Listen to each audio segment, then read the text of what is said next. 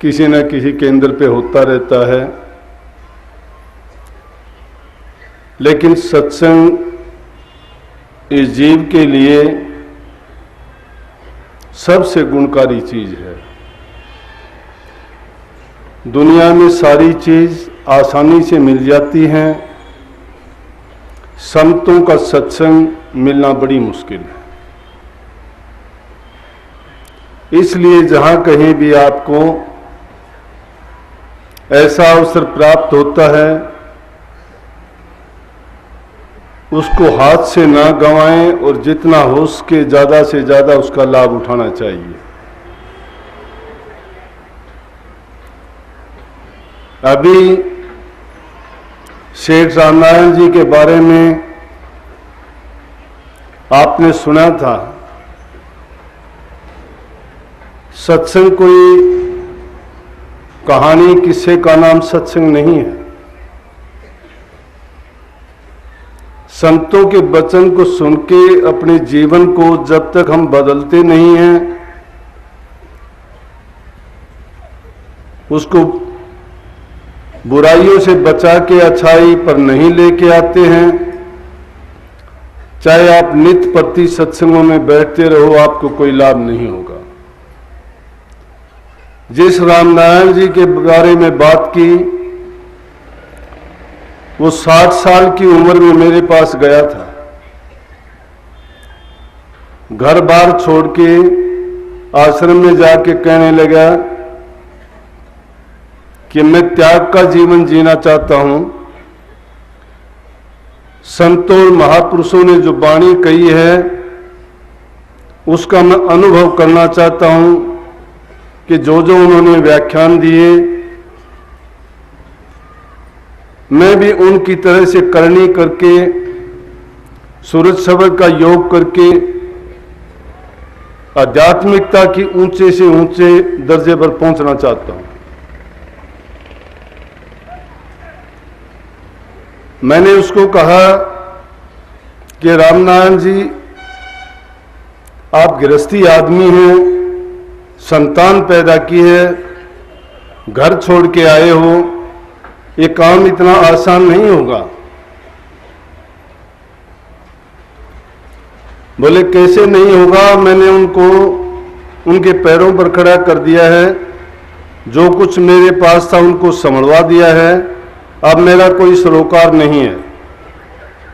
मैं सिर्फ अपने जीवन को भक्ति के मार्ग में लगाना चाहता हूं। मैंने कहा ये दुनिया जितनी भी आपको आंखों से दिखाई देती है, माया का कोई रूप नहीं होता। ये माया हर प्रकार से इस संसार में आए हुए जीवों को जाल फैला के उसमें फंसाती है और ठगती है। दूसरा ठग होता है, दूसरा डाकू होता है, ताकत से बल से डरा के धमका के बलपूर्वक उससे छीन के लेके जाता है। और तीसरी प्रकार के होते हैं ठग। और वो ठग क्या करते हैं? ना तो वो चोरी करते हैं, ना वो आंख मिचौनी करते हैं, ना वो उसको डराते धमकाते हैं, वो मीठा बोल के उसके बनते हैं, उसको ठगते हैं और उसका सारा सामान ले लेते हैं। इसी प्रकार से हमने जो ये मकड़ी का ताना बाना बना है, ये सब मीठे ठग हैं। कोई हमें बाप बना के, कोई साथी बना के, कोई रिश्तेदार बना के, कोई नातेदार बना के ये हमें ठगते हैं, नहीं निकलने देते इस जाल से। वही हुआ, कुछ दिन के बाद भी उसके घर वाले गए और जाके कहने लगे जी इनको समझाओ। मां मैंने पहले बहुत समझा दिया। और भक्ति करने के लिए जरूरी नहीं है कि इंसान घर को त्याग दे, संतान को त्याग दे या काम कर्म को त्याग दे। मैंने दोनों जीवन भोगे हैं। मैंने पारिवारिक जीवन, गृहस्थ का जीवन भी जिया है और त्याग का जीवन भी जिया है। मैं दूसरे का नहीं, अपना ही उदाहरण देता हूं।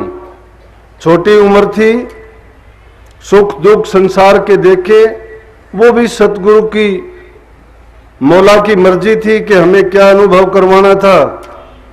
यह सतगुरु की ये कृपा थी कि उसने शायद कोयल की तरह से अपने अंडों को काग के पास पड़वाना था। ये दुनिया कागवृत्ति है, काग की तरह जीवन जीती है। इसको गंदगी में चोंच मारने की आदत है।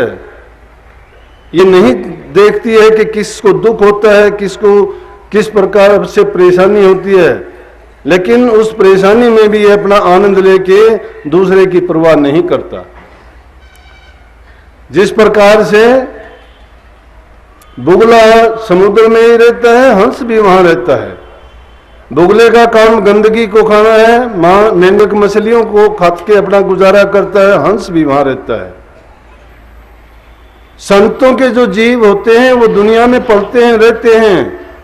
संत उनको छोड़ते अनुभव करवाने के लिए कि देखो दुनियादारी का झमेला जब तक नहीं देखोगे तब तक नहीं समझोगे। संतों का ज्ञान इतना सस्ता तो नहीं था, लेकिन क्या करें कि समय को देखते हुए संतों ने जीवों पर ये दया फरमाई। सत्य पुरुष की ये आज्ञा आई कि कलयुग में जीव में इतनी ताकत नहीं है, ना वो परीक्षा दे सकेगा, ना ये वो करनी कर सकेगा, और ना ये उसके पास तप और त्याग के लिए इतना बल होगा। ये आज के युग में, कलयुग के लगभग अंत में, क्योंकि काल परिवर्तन होता रहता है, सतयुग आया, त्रेता आया, द्वापर गया, अब कलयुग है। कहीं सतयुग में बहुत लंबी उम्र होती थी, लाखों वर्ष उम्र थी इस जीव की, लेकिन प्राण हड्डी में थे। उसके 10 गुना उम्र कम होगी जब त्रेता युग आया। उस टाइम में इसके प्राण खून में थे, और जब द्वापर आया तो सिर्फ मांस में रह गए। और अब अगर कलयुग में देखोगे तो जीव के प्राण अन्न में हैं। बल्कि महापुरुषों ने, सतगुरु जी भी बार बार फरमाते थे कि अन्नमय कोश जीव को कलयुग में लगा है। तो उन युगों में जीव की बड़ी लंबी उम्र थी, ऋषियों ने लाखों वर्ष तक तप किए, बल्कि समाधि में बैठे बैठे उनका तन की हड्डियां बाकी रही, तब भी वो जीवित रहे। आज के युग में वो चीज नहीं है। अगर आज इस युग में हम ना तो इतना तप कर सकते, ना इतना हट कर सकते, क्योंकि जीव के पास वो ताकत नहीं है। तो संतों ने कलयुग में क्या किया कि जीव को करनी करवाने के लिए आसान रास्ता बता दिया, बहुत सरल। और वो क्या बताया कि प्रेम का मार्ग समझाया। और उस प्रेम के मार्ग में साथ की साथ ये भी कहा कि इंसान अपनी जिम्मेवारियों को पूरा करता रहे। जो जीव अपनी जिम्मेवारी पूरी नहीं करता है, या किसी दूसरे से अपनी सेवा करवाता है, या किसी से लेके कर्जा, अपने से कर्जा रख लेता है, तो कर्म का कर्जा सबसे बुरा है। ये प्रकृति का नियम है कि यह लेना देना चलता है। जिससे लेते हो उसका जरूर देना पड़ेगा, जिससे लेते नहीं उसको देना भी नहीं है। इसलिए किसी के कर्जदार अगर बनोगे तो दुनिया में बार बार यहां वो कर्ज देने और लेने के लिए आना ही पड़ेगा। तो संतों ने सीधा रास्ता बताया कि इस कर्म से चक्कर के बचने के लिए अगर जीवन जीना चाहते हो तो निष्कर्म भाव से, कि कर्म को करते रहो लेकिन अकर्ता बन के उस कर्म को करो। अब संतों की बात पर तो यकीन नहीं है। जब लालच से हमें पड़ता है, दुख हमें पड़ता है, कोई जरूरत हमें पड़ती है, तो संतों का जाके दरवाजा खटखटाते और कहते हैं कि मेरा ये काम कर दे, मेरी ये इच्छाएं हैं ये पूरी कर दे। और फिर कहता है फिर तो तुझे मान। कितने लोग मेरे पास, कितनी लड़कियां आके मेरे को कहती हैं कि मेरा घरवाला तो ये कहता है कि तेरा महाराज अगर मेरी शराब छुटवा दे तो मैं उसको मान जाऊंगा। मैं उसको ये कह दिया मुझे मानने ना मानने मुझे कोई जरूरत नहीं, वो पिए या छोड़े। अरे शराब उसने छोड़नी है, मुझे मानने की क्या जरूरत है। एक आदमी जो खुद करना नहीं चाहता है, दोष किसी और को मनना चाहता है, उसको कौन सुधार देगा। जो इंसान सोया हुआ है उसको जगाया जा सकता है, भटका हुआ है उसको मार्ग पर लाया जा सकता है। कब? जब वो आना चाहता है। जो जीव अपना सुधार नहीं चाहता है तो उसको दूसरा कैसे कोई सुधार देगा। निस्संदेह सूरज शब्द का योग बहुत आसान है, लेकिन हम क्या है, हम तो गुलाम हैं पिछलों के, जिनकी टेक हमने बांधी हुई है किसके गुलाम है? कोई ब्रह्मा का गुलाम है, कोई विष्णु का गुलाम है, कोई राम का गुलाम है, कोई कृष्ण का गुलाम है। ये संत मत की बात है, ये आडंबर की और पाखंड की बात नहीं है। हम पाखंड पूजा नहीं सिखाते। हम जीव को क्रियात्मक जीवन बनाने के लिए उनको एकदम पाक साफ और पवित्र बना के उसके धाम में पहुंचाने के लायक बनाते हैं। लेकिन जो मन चले और जो इस संसार को सत्य माने हुए हैं वो हमारे मार्ग पर नहीं चल पाते। ये झूठों का, पाखंडियों का, कपटियों का मार्ग नहीं है। आते हैं कपटी लोग भी बहुत आते हैं, लेकिन वो अपने कपट को लेके अपनी कब्र खुद खोदते हैं, खुद ही दब के मर जाएंगे, कर्म से नहीं छूटेंगे। वो संसार में उनका आना जाना यूं ही बना रहेगा।